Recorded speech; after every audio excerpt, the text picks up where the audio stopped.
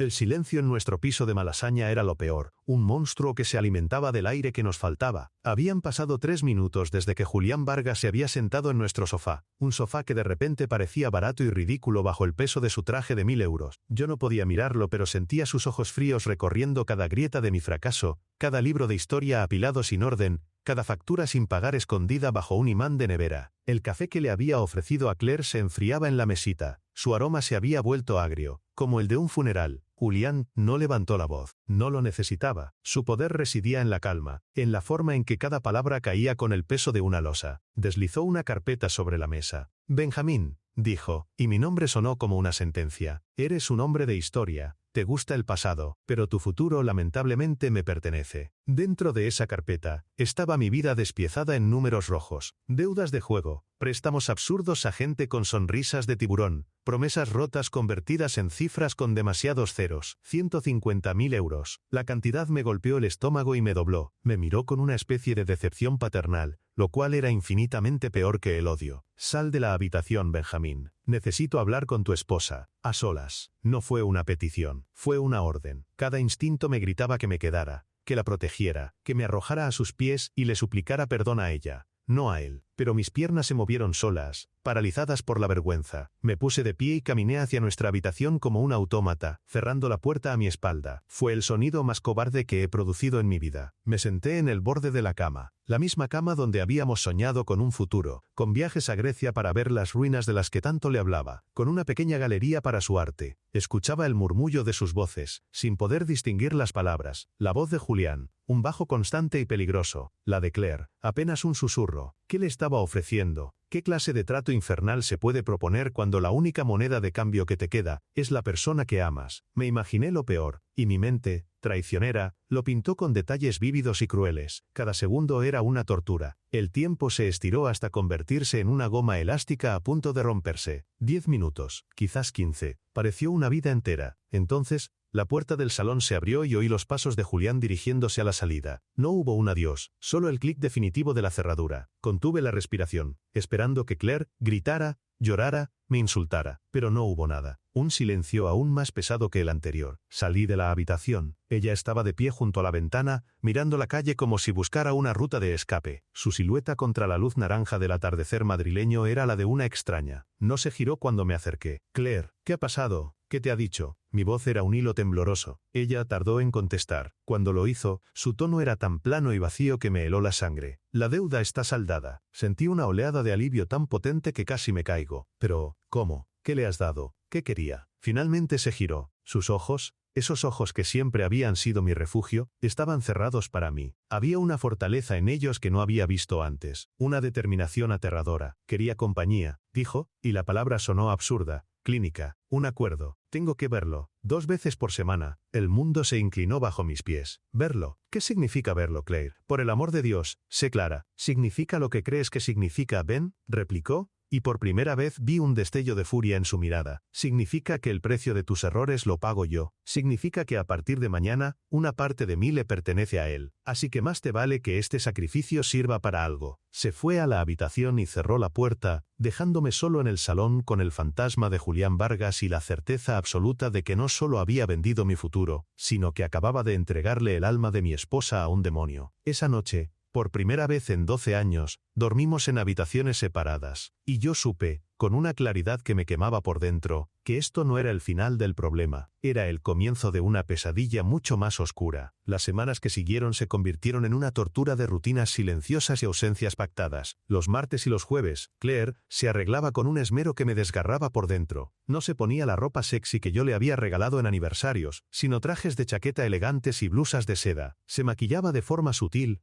profesional. Parecía que iba a una reunión de trabajo, no a la cama de otro hombre. Esa normalidad era lo que me estaba volviendo loco. ¿A qué hora volverás? Le pregunté un martes, 3 semanas después del pacto. No lo sé. Cuando terminemos, respondió sin mirarme, concentrada en abrocharse un reloj de plata que yo no le había visto nunca. Debía de ser de él. El pensamiento me provocó una náusea ácida. ¿Terminar el qué, Claire? Insistí, mi voz cargada de una desesperación que ya no podía ocultar. Ven, por favor, no hagas esto más difícil. Su tono no era suplicante, sino agotado, como si mi dolor fuera una carga más que tenía que soportar. Cuando volvía a casa, pasada la medianoche, no olía a sexo, olía a perfume caro, Sí, pero también a algo más, a papel viejo, a cuero de coche de lujo, y a veces, extrañamente, a ozono, como el aire después de una tormenta. Nunca tenía el pelo revuelto ni la ropa arrugada, simplemente parecía exhausta, como si hubiera estado en un examen de 8 horas. Este detalle no encajaba. La imagen que mi mente culpable había construido de un sórdido apartamento y sábanas de satén no cuadraba con la mujer que volvía a casa y se metía en la ducha durante media hora, dejando correr el agua como si quisiera borrar algo más que un contacto físico. La vergüenza me consumía durante el día, pero por la noche se transformaba en una rabia impotente que me empujó a actuar. Empecé mi propia misión secreta. El primer paso fue vender mi posesión más preciada, mi colección de mapas del siglo XVII. Conseguí casi 6.000 euros por ellos en una tienda de antigüedades cerca del Rastro. El dolor fue agudo, pero se vio eclipsado por un nuevo propósito. Luego, encontré un trabajo nocturno, traduciendo textos académicos de latín para una editorial online.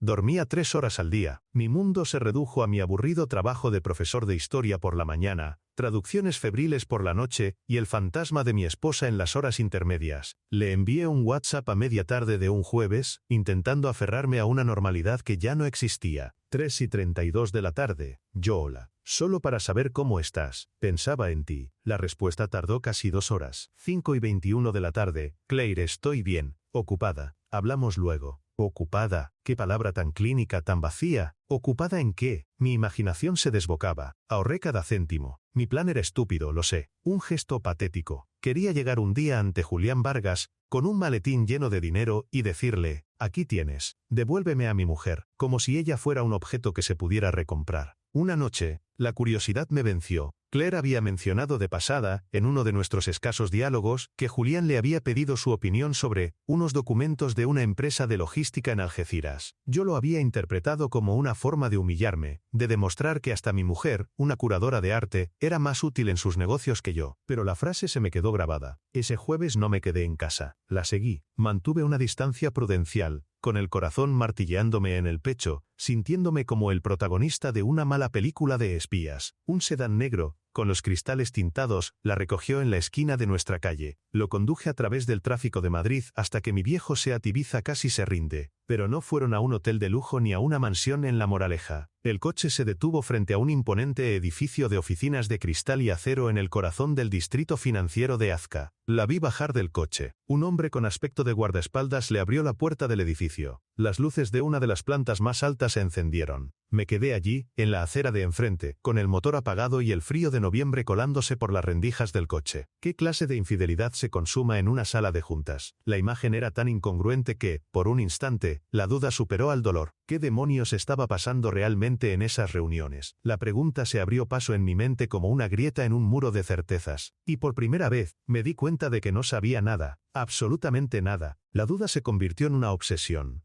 El dinero que había estado ahorrando con tanto esfuerzo para liberar a Claire, cambió de propósito. Contacté a un investigador privado, un tipo llamado Soto, recomendado por un antiguo compañero de la facultad, con una historia de divorcio complicada. Era un hombrecillo gris, con olor a tabaco rancio, pero sus ojos eran agudos. Le di todo lo que tenía, casi 10.000 euros, y le pedí que siguiera a Claire, que documentara todo. Quiero fotos, horas, lugares, todo, le dije, mi voz sonando más dura de lo que me sentía. Los informes de Soto empezaron a llegar a mi correo electrónico encriptado, y cada uno de ellos era un martillazo más en el ataúd de mi versión de la historia. Las fotos no mostraban a una amante, sino a una ejecutiva. Claire en un almuerzo de trabajo en el restaurante Horcher con 2 hombres de aspecto alemán. Claire saliendo de una notaría en la calle Serrano. Claire asistiendo sola a una subasta de arte en la Galería Marlborough, donde el informe de Soto destacaba que pujó y ganó un pequeño cuadro, pagando con una tarjeta American Express Centurion, una de esas tarjetas negras que solo tienen los multimillonarios. Una noche, mientras traducía un texto infame sobre las tácticas de asedio romanas, me vi reflejado en la pantalla apagada de mi ordenador. La luz de la lámpara dibujaba ojeras profundas en mi rostro pálido y una barba de varios días. Parecía un fantasma. Y en ese instante lo comprendí. No estaba luchando por salvar a Claire, estaba luchando contra mi propia insignificancia, mi intento de redención, mi trabajo nocturno, mi plan de devolver el dinero, todo era un intento desesperado de sentir que yo también tenía un papel en esta historia, que no era solo el idiota cuyo error lo había empezado todo. Estaba tratando de comprar mi perdón, no su libertad. El golpe final llegó un martes por la noche. Mi móvil vibró. Era un nuevo correo de Soto. Asunto. Archivo adjunto importante. Lo abrí con manos temblorosas. Era una única foto, tomada con un teleobjetivo a través de una ventana de la oficina de Azka. La calidad no era perfecta, pero la escena era inequívoca. Claire estaba de pie, al frente de una larga mesa de conferencias. Con un puntero láser, señalaba un gráfico en una pantalla gigante. Sentados a la mesa había 4 personas.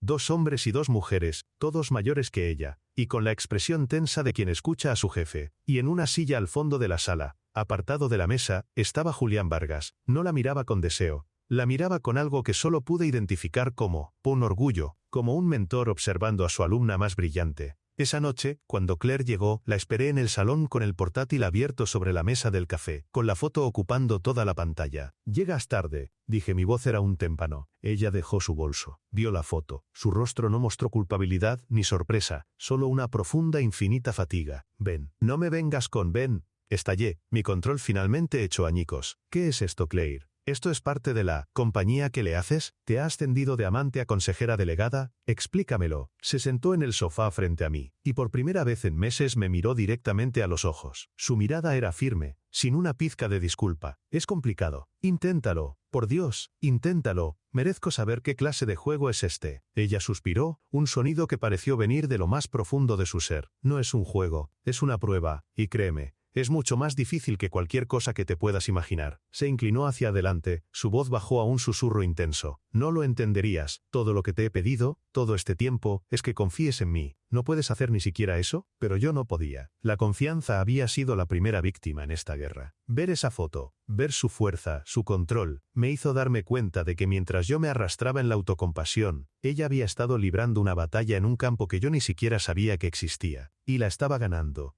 La mujer que necesitaba mi protección había desaparecido. En su lugar había una estratega, una jugadora, y yo no sabía si eso me aterrorizaba o me humillaba más. «Una prueba», repetí, la palabra sabiendo a ceniza en mi boca. «¿Una prueba para qué? ¿Para ser la empleada del mes de su imperio criminal?». Claire se levantó y empezó a caminar por el salón, con una energía nerviosa que nunca le había visto. Era como si la confrontación finalmente hubiera roto el dique que contenía toda la presión de los últimos meses. «No es un imperio criminal, Ben. No todo. Eso es lo que tú no entiendes. El hombre tiene docenas de empresas legítimas, navieras, inmobiliarias, fondos de inversión. Es un puto conglomerado. Y la mayor parte es legal». Se detuvo y me miró, sus ojos brillando con una intensidad febril. «Julián se está muriendo». La frase me golpeó como un puñetazo en el plexo solar. «¿Qué? Tiene un cáncer de páncreas. Le quedan 6 meses, quizás menos». Me lo dijo la segunda vez que nos vimos. Se pasó una mano por el pelo. Todo esto, el reacuerdo, nunca fue sobre sexo. Fue su forma de sacarme de mi vida, de ponerme en la suya sin que nadie hiciera preguntas. Quería ver de qué estaba hecha. Me quedé sin palabras, intentando procesar la enormidad de lo que me estaba diciendo. Mi relato de traición y sacrificio, mi tragedia personal, todo era una farsa, un prólogo para una historia mucho más grande que no trataba sobre mí. «Me ha estado enseñando Ben», continuó, su voz ahora una mezcla de asombro y terror. «Me ha hecho analizar balances, mediar en disputas sindicales, negociar con fondos de inversión alemanes. Me ha puesto en situaciones imposibles solo para ver cómo reaccionaba. Quería probar mi inteligencia, mi ética, mi lealtad, si era corruptible». «¿Y lo eres?», pregunté en un susurro. Ella sonrió, pero fue una sonrisa triste y sin alegría. «Resulta que soy jodidamente buena en esto, y eso le aterroriza a su familia». Se acercó y se arrodilló frente a mí, tomando mis manos. Estaban heladas. Sus hijos Leticia y Marcos son 2 buitres, ambiciosos, imprudentes y crueles. Si heredan el control de todo, lo destruirán, tanto lo legal como lo ilegal. Julián quiere dejarme a mí al frente de todo el entramado legítimo. Quiere que sea su heredera.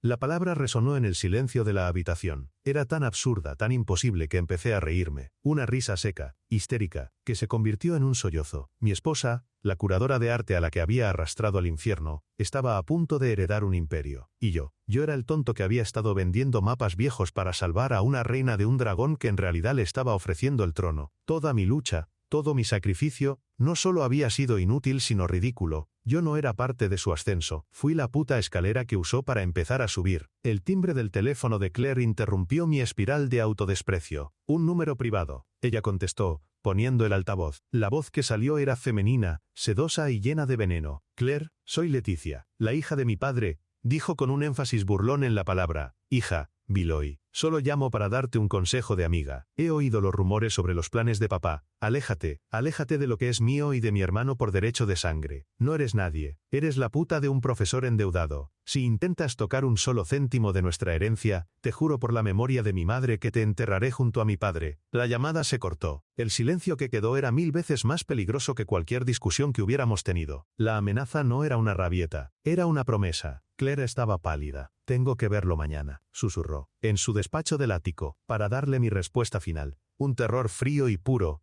distinto a todo lo que había sentido antes, se apoderó de mí. No era el miedo de un marido celoso, era el miedo por su vida. Leticia no iba a esperar a que su padre muriera. Si Claire aceptaba, intentarían eliminarla. Y de repente, todo mi patetismo, mi vergüenza y mi rabia desaparecieron, reemplazados por una claridad absoluta. Solo había una cosa que importaba. ¿Dónde está ese edificio?, pregunté, mi voz extrañamente tranquila. Ella me dijo la dirección. El mismo edificio de Azka. Mañana a las 5 de la tarde. Miré el reloj. Tenía 18 horas. Por primera vez en meses, no pensaba en el pasado ni en mis errores. Solo pensaba en cómo iba a estar allí. Esta vez, mi sacrificio no sería para limpiar mi nombre. Sería para mantenerla viva. Y por primera vez, me sentí útil. Llegué a Azka a las 4:30. El aire de febrero era gélido y cortante. Me aposté en la entrada de una cafetería al otro lado de la calle, con una taza de café que no toqué enfriándose entre mis manos temblorosas. No tenía un plan, solo un instinto primario de protección. Observé la entrada del edificio de Julián como un halcón. A las 5:15, vi a un Mercedes negro aparcar en doble fila. 2 hombres corpulentos con trajes mal ajustados bajaron. No eran el tipo de seguridad profesional que había visto con Julián. Eran matones. Uno de ellos hablaba por el móvil, asintiendo. Era la gente de Leticia, no había duda. A las 5 en punto, el coche de Claire,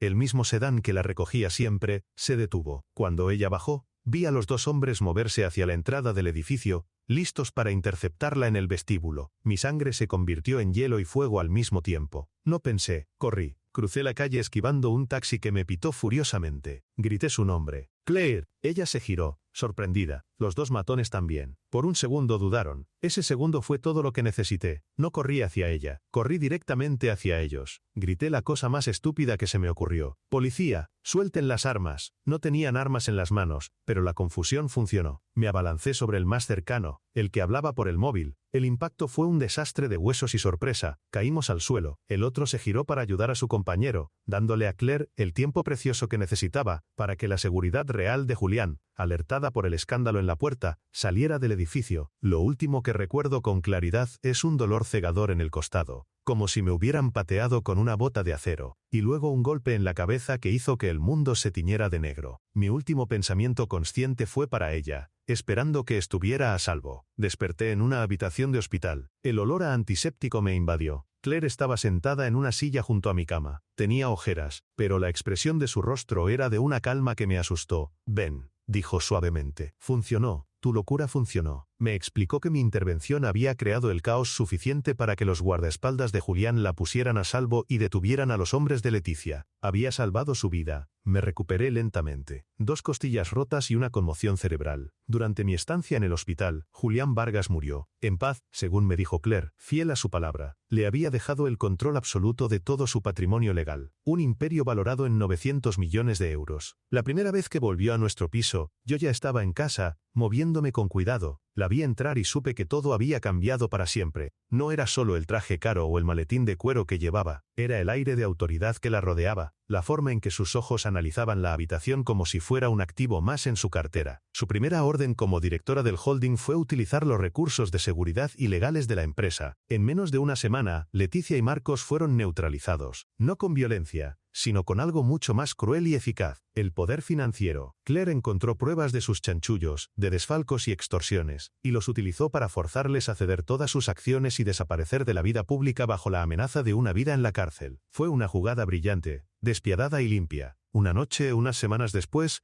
Estábamos sentados en el mismo salón donde todo había comenzado. El silencio ya no era pesado y opresivo, era simplemente vacío. Gracias, Ben, dijo de repente, mirando por la ventana. Nunca olvidaré lo que hiciste por mí. Lo hice porque te quiero, Claire. Las palabras sonaron extrañas, como si pertenecieran a otro hombre, a otra vida. Ella se giró y me dedicó una sonrisa triste. Lo sé, has recuperado mi respeto y mi gratitud. De verdad que sí. Noté la palabra que faltaba. Respeto, gratitud, no amor. ¿Y ahora qué?, pregunté, aunque creo que ya sabía la respuesta. Se levantó, cogió su maletín. Tenía una reunión de la junta directiva a primera hora en la mañana. Ahora, dijo, deteniéndose en la puerta, tengo un imperio que dirigir. Y tú tienes la oportunidad de construir una vida sin deudas, una vida nueva. Se fue, y yo me quedé allí, en nuestro piso, un hombre libre de deudas pero prisionero de un nuevo tipo de soledad. La había salvado, sí, había sido el héroe por un día, pero en el proceso de convertirse en reina, ella había dejado atrás el reino que habíamos construido juntos, y su rey se había convertido en un simple fantasma que habitaba las ruinas de su antiguo castillo. El trono era suyo, pero estaba fracturado, y yo ya no tenía un lugar en él.